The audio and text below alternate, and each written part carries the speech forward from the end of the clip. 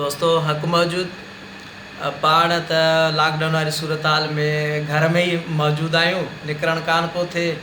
पोइ बसि राति जो ई पोयों पहर थियो आहे, निंड अचे कान थी। फेसबुक ऐं व्हाट्सअप खां बि तंग थी विया आहियूं ॾाढो तमामु। पोइ ख़ासि करे पंहिंजो जेकी वेझड़ाप हूंदी आहे किताबनि सां हूंदी आहे।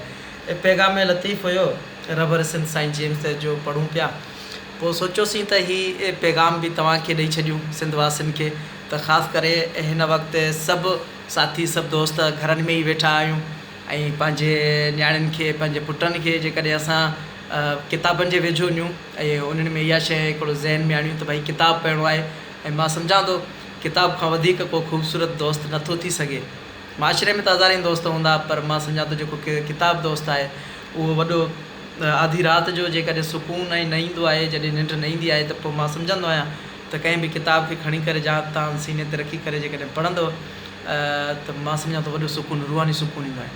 ऐं हिन वक़्तु जॾहिं खां वठी काफ़ी ॾींहं थी विया आहिनि जेकॾहिं फ़ारिग वेठा आहियूं त मां किताबनि जे वेझो खणो रहियो आहियां। त मूंखे ॾाढो सुकून मिले थो किताबनि खां। उहा व्हाट्सअप ते फेसबुक ते फज़ूल वक़्तु था ज़ियान कयूं। हक़ीक़त इहा आहे त व्हाट्सअप फेसबुक माना फज़ूल वक़्तु ज़ियान कयो आहे।